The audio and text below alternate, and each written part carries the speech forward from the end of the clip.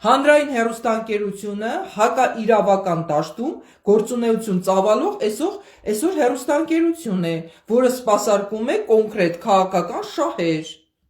ոչ թե պետական շահեր, այլ կոնկրետ ՔՊ-ական շահեր։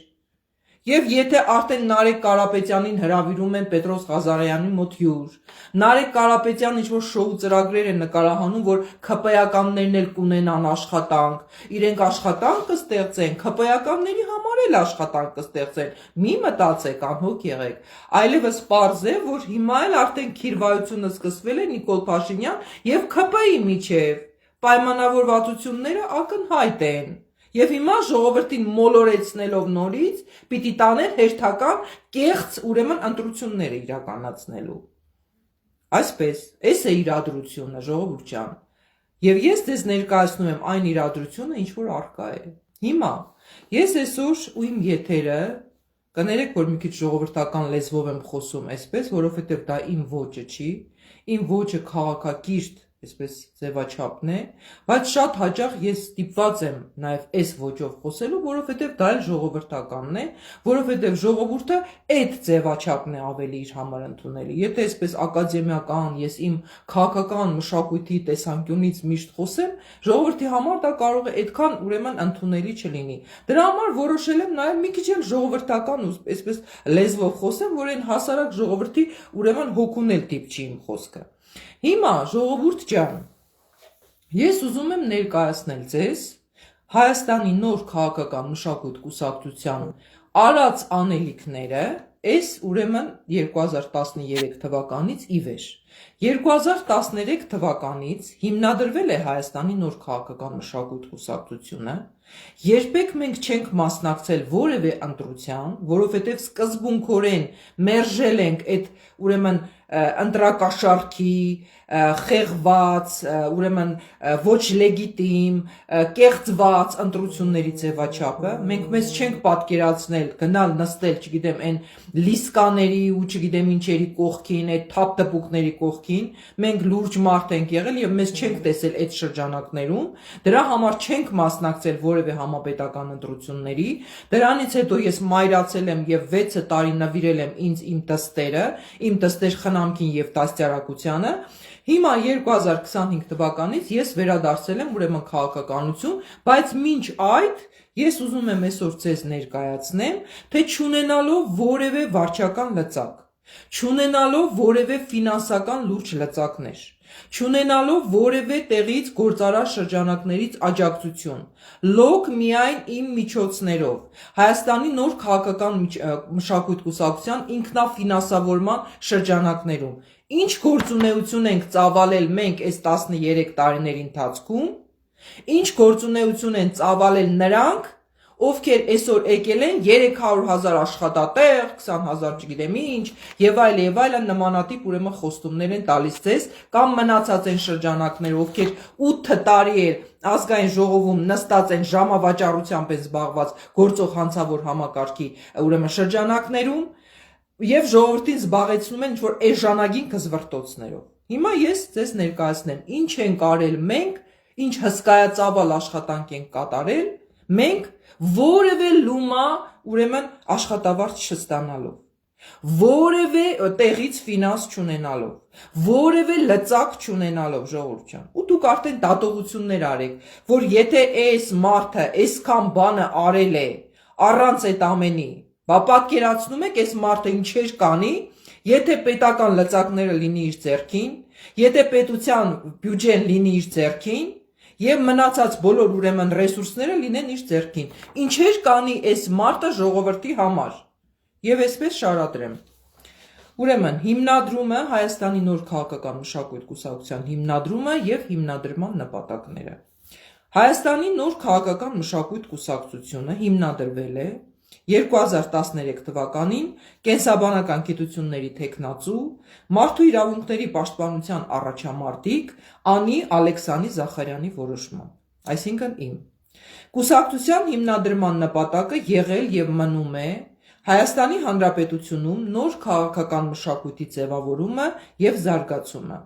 ազգային արժեհամակարգի ձևավորումը և զարգացումը, Գարեգին Նժդեի ազգային գաղափարախոսության ամրագրումը սերունդների և հասարակության դաստիարակության, կրթության և կացութաձևի հիմքում, մարդու իրավունքների և պարտականությունների վրա հիմնված ազգային ինքնիշխան, իրավական, սոցիալական պետության ամրապնդումը և զարգացումը, Հայաստանի Հանրապետության անվտանգությունը, ամրությունը ու հարատևությունը, Հայաստանի Հանրապետության ժողովրդի խաղաղ և անվտանգ արարումը և աշխատանքը իր հայրենիքում, միջազգային բոլոր քաղաքական, իրավական, մշակութային հարթակներում Հայաստանի Հանրապետության և հայ ժողովրդի համար լուրջ հեղինակության և քաղաքական կշռի ապահովումը, հանուն բոլոր պետությունների, ազգերի և ժողովուրդների բարեկամության, փոխգործակցության, անվտանգության և երջանկության։